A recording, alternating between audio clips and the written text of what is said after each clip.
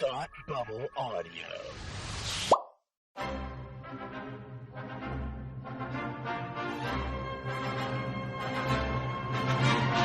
Look, up in the sky! You will never find the more wretched hive of scum and villainy. Welcome to Beer with Geeks with Tim and Frank. Who are you? I'm Batman. I am Iron Man. Your friendly neighborhood Spider-Man. Hi, Christopher. I'm Nero. My name is Inigo Montoya. You're a wizard, Harry. A couple of guys with a couple of beers and a whole lot of pop culture nostalgia. Make it so, number one. Ladies and gentlemen, the Beatles. Named the dog Indiana. Life finds a way. I am serious. And don't call me Shirley. Now sit back and crack open a cold one, because it's time for Beer with Geeks. It comes in pints? Shaken, not stirred. Great Scott! I was way off. I knew it started with an S, though.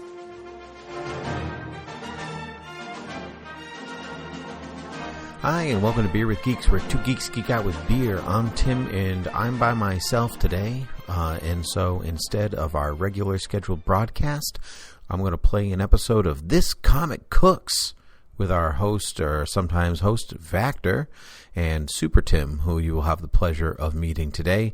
I will be there as well, so in case you are lonely for at least one Beer with Geeks host, you still have me. Sorry, it's not Frank. Welcome back to another episode of This Comic Cooks. I'm Vactor. I'm going to be Super Vactor today on today's show because this is going to be an all DC show. We're going to be talking about the new direction for DC Comics and the new initiative. And who better to talk about DC Comics than my two greatest DC friends? Let's start off with Super Tim. Super Tim, how you doing today? Fantastic. It's my birthday weekend, so. Nice. And do we have, again, a name? Do we have a nickname for other Tim? Regular Tim? Bat Secret Tim. Identity Tim? Bat Tim? Yeah. Yeah. He's got the garb to go with it. Bat Tim from Beer with Geeks, one of my closest DC friends and an all-around good guy. How are you doing today, sir? I'm doing great. Thanks for having me. Excellent. I'm lovely today because I am talking to both of my favorite Tims that I know, the only Tims that I know. So we're going to be talking about Absolute Power and DC All-In Special #1. I don't know why they numbered it because there's not going to be any other ones. They number everything. I don't know. Oh, okay. Well, let's talk about it, boys. Let's talk first about Absolute Power. I've been dying to get your thoughts on Absolute Power. Let's start off with Super Tim. What did you think about Absolute Power overall? Overall, it was really good. Really solid. I mean, you have Mark Waid and Dan Mora on this book, and the art was fantastic. The storytelling was fantastic. Just all around fantastic. I think issue 4 wrapped up way fast. That was probably if I had a complaint about the entire run, that would be it. But, I understood why they were, wrapping it up really fast because, All In was happening like that day. So, but that would be my, but all in all, it was fantastic. It really had me craving each issue every month. Nice. Bat Tim, I don't think I was getting your check-in on each Absolute Power issue as they were coming out. What did you think overall? Overall, it was good. I didn't I was excited to read each issue, but I wasn't totally enamored with it. I thought maybe the central story was a little too spread out over a lot of tie-in issues. And so, which I didn't read. And so feel like I missed a part of it. And obviously they want me to read the tie-ins to get the whole story, but I feel like that kind of eliminates the point of the original book in some way, or the central book if everything else is happening elsewhere. So, but I did really like the setup of the whole thing, and I agree with Super Tim. It did wrap really quickly. It was and problem solved. Okay. But I was a good guy again. Yeah, but I did like how they problem solved. I liked their reasoning for everything, and I liked what they did with Amanda Waller towards the end. But it just, like most events, of DC events in the past couple of years, it feels like what a great setup I'm like, what's going to happen? And then it kind of fizzles in the middle in the end. I think I agree with both of your points, especially I guess just the nature of having it be a 4-issue series. And that's kind of irregular for like these crossover events that they've been doing. Yeah, because Beast World and Dark Crisis were both 6, I think. Yeah. Pretty sure. And I think Dark Knight's Metal was like 7 or something, but I'm used to those. I'm used to those like 6-7 issue miniseries. And when I heard 4, I was like, do they even have enough time to set up the problem and resolve it? And I think what we got felt rushed to me. And I agree with both of you that just kind of it resolved rather quickly. But I was really enjoying Dan Mora's art, as I always do. The way that his kinetic energy comes out in his artwork, I always enjoy that. So yeah, I was right there with both of you. I wish it was a little bit longer, and I wish they had kind of had more time to breathe. But it did feel like they had All In on their backs, like, oh, we gotta get this out. We gotta finish this before All In. I do have a question. Like, were there any major repercussions to any of this? I feel like in some ways that's kind of what makes a good event, is that by the end, the heroes win, but with sadness. Like there's some kind of element of. I mean, I guess if there were repercussions, it's that they realize, hey, we need the Justice League back again. Which is a good repercussion, but I get what you're saying, because you look at Beast World that happened, the repercussions was they don't trust this, everyone doesn't trust the superheroes. It's weighing heavily on Beast Boy, like he's having some struggles. So I don't know. It's just with this like leading so heavily into All In, it's kind of hard to see what the repercussions are yet. So maybe we'll see that down the line. Who knows? Was it the end of Absolute Power, or not? They all run together in my mind now. Was it at the end of Absolute Power that some of the heroes didn't get their powers back? Like the powers went to other heroes? They mention it in All In, I think. They say some, some powers are in the wrong heroes, or some didn't get theirs back at all, and they're still trying to fix that. But it's so skated over that you're like, oh, okay, to be explored, cool, right?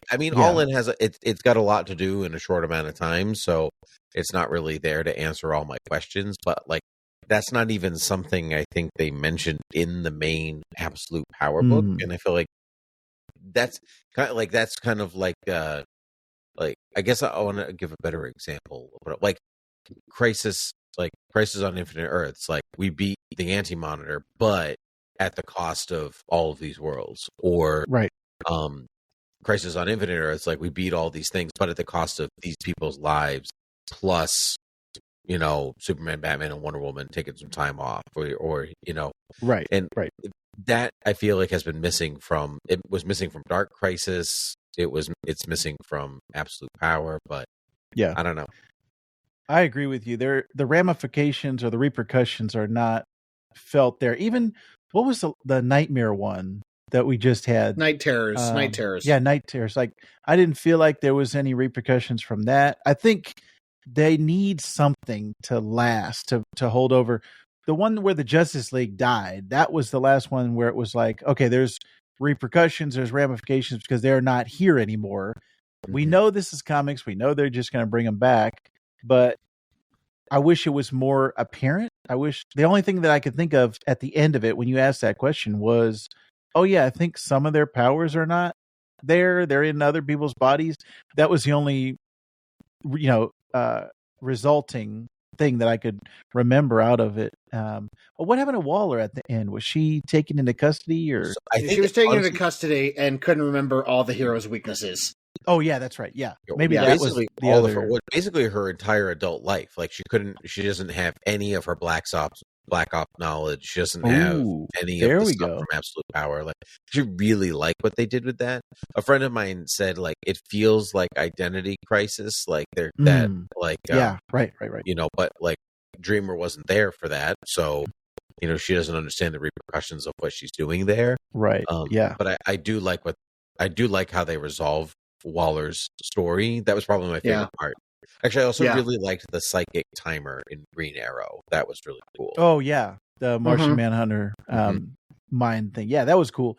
So yeah, that was Absolute Power. I think we felt like if maybe they added an issue or two onto it, maybe it would have had a little bit more time to maybe breathe like and to tell the story. like have it transition from, because it's going into All In. My main issue is like Superman's forming the Justice League, which is great, but I've been really loving what Tom Taylor's been doing in Titans, and bringing Titans to the forefront, and I've been really enjoying that. And I really feel before we get into All In, I really feel that the one panel that Green Arrow says, yeah, the Titans have been good, but the Justice League needs to step in, and that wasn't enough for me. And I was like, okay, I guess it was just like, okay, I guess this is what we're doing. But I'm a little sad about it, because that Reading run between has the lines been on that, it felt like the Titans financially have not been doing great, so the Justice League needs to come back. Like exactly. Yeah, that's what it felt like. That's what it felt like. Yeah. Okay. Yeah. Well, let's get into the All In special. This is the new initiative that's being set forth in DC Comics, and that's going to play out over the next couple months here. I'm really excited to talk about this. Let's get, since we got Super Tim's thoughts first on Absolute Power, let's get Bat Tim's thoughts on All In, this special Alpha and Omega. What did you think about this, Bat Tim? I thought it was okay when I read the first half. And then when all the pieces connected in the second half, I was like, "This is great." I think I texted you guys. I was like, "I'm all in." Like, yeah, pun aside, like there was it's honestly the best.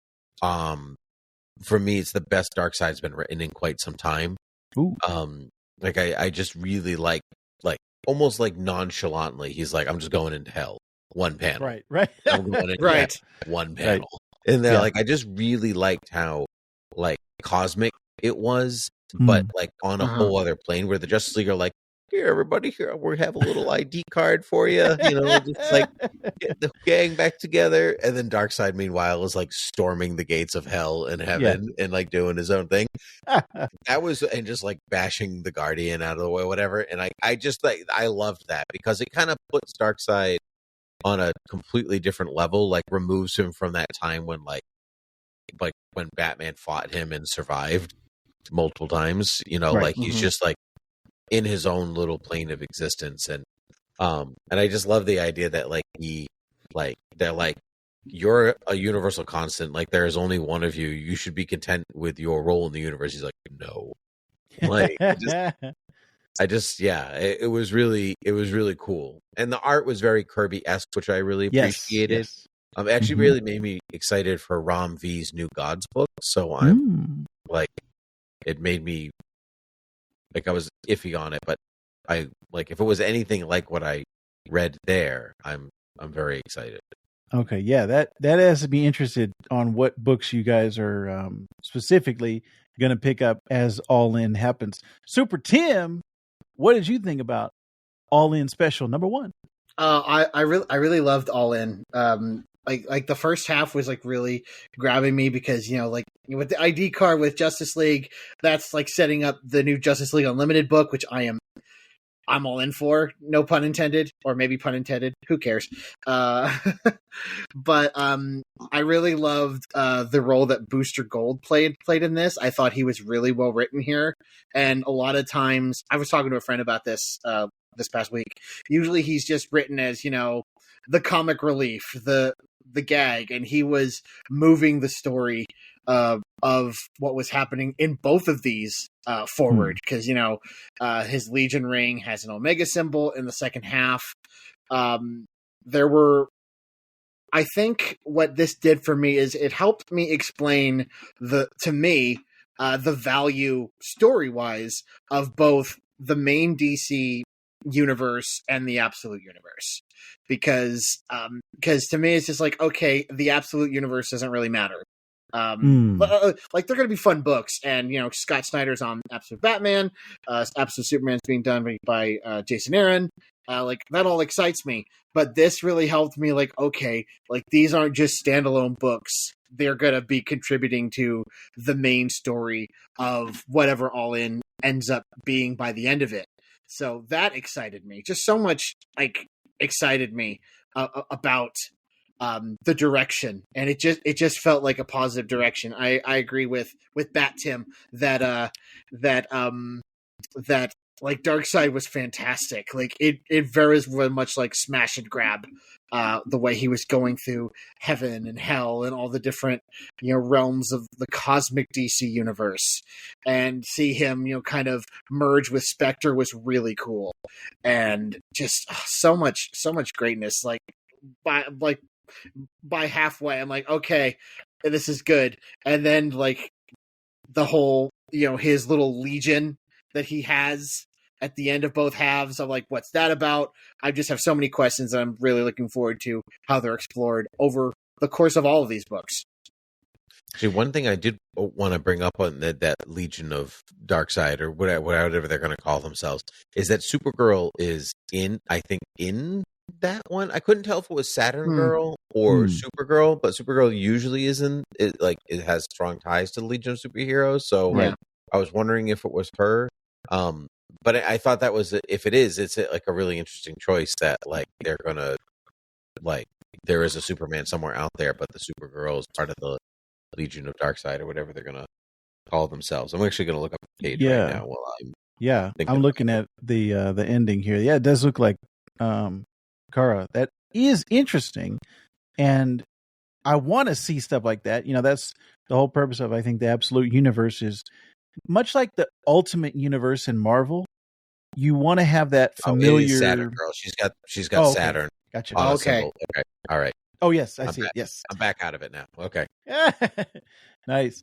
I do like, taking the familiar and taking what because whether it was Saturn Girl or Supergirl, we know them as being the antagonists of Darkseid, or going against him, and now working with him and being a part of his.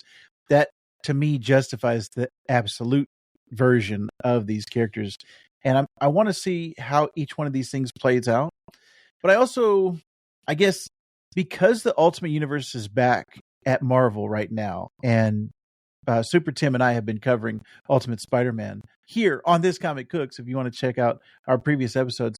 But we've been really enjoying that, and I don't know if there's enough room for two of the main two comic companies, and they're doing the same type of thing. It seems a little they always odd do the same thing. I don't want ants and A Bug's Life. I want one at a time. I don't want both of them. But it looks like that's such a good comparison. That's so good. What was the other one? Deep Cut too.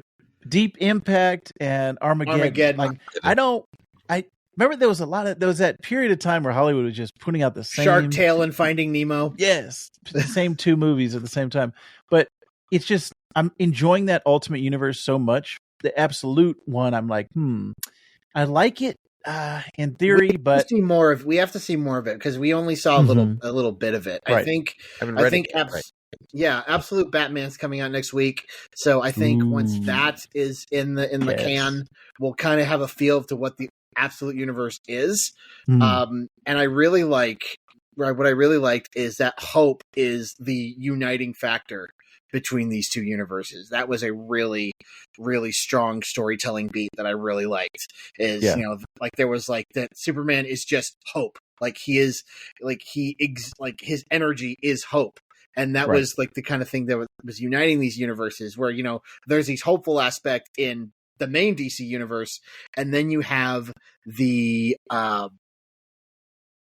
Absolute Universe, where they have to fight to at least obtain that hope. And that was like, well, that's an interesting take of that. And so I'm interested to see how that shakes. Yeah, man, I'm really looking forward to the Absolute Batman, but Jason Aaron is writing Absolute Superman. So that is also, he's one of my favorite writers, and pretty much anything he does, I'm in for. Actually, all of them, man. Scott Snyder, Kelly Thompson, they've got some great people, and artists as well, that are doing all of these books. So that's the thing that's more enticing me than the actual premise of the Absolute Universe. I completely agree. Creative teams are way more exciting to me than the premise of each book itself. Yeah, that's true.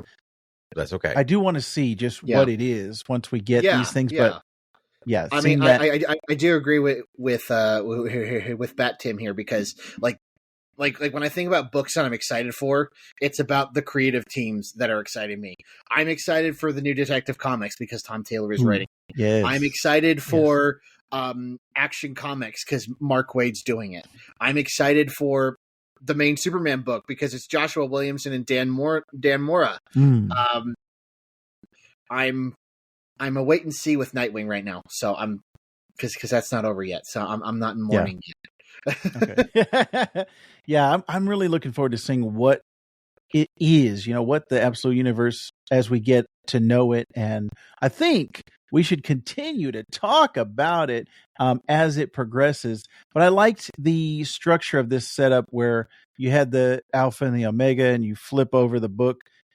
I got it digitally. Did you guys get it physically, where you could actually flip the book over? I didn't. Okay, I didn't. We all did digital. Okay. I would like to do that though.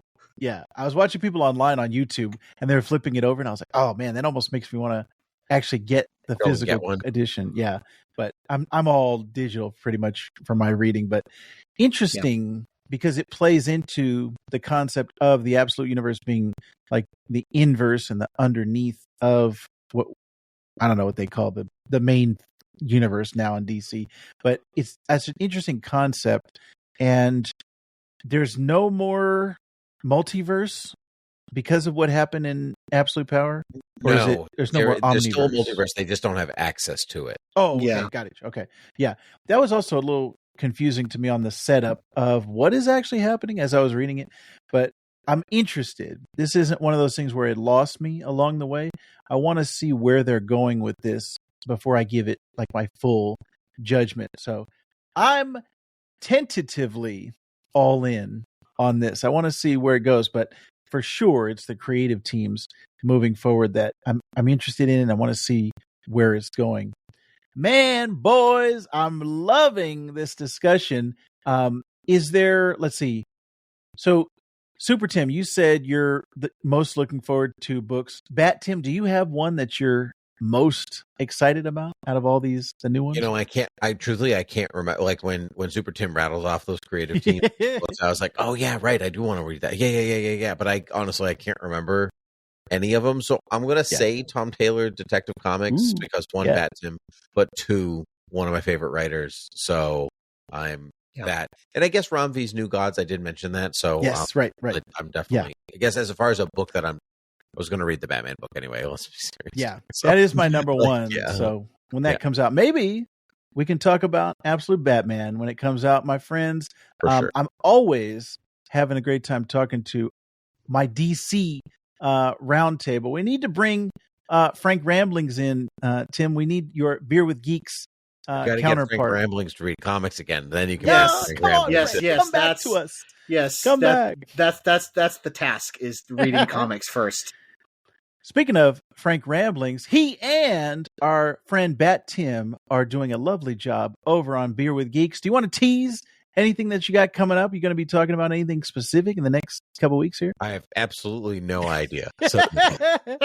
Well, no matter what they talk about, it's always a good time over there at Beer with Geeks. So please, I'm sometimes a frequent contributor over there. I'm drinking diet root beer, and I got Diet Dr. Pepper next. That's the next one I'm going to drink on my next appearance on Beer with Geeks. So yes, definitely check out Bat Tim. Thank you for joining us. Super Tim, you can check him out here on This Comic Cooks or our Star Wars channel, Trust in the Force. We had a nice little State of the Union for Star Wars that we talked about. That was our most recent episode, and we've got some things cooking in the pipeline. Yes, we do. So definitely check us out there. Tim, thank you very much for joining us. You, the viewer, thank you for watching, listening, wherever you are. We love having you here. So we're going to continue to talk comics here on This Comic Cooks. Woo!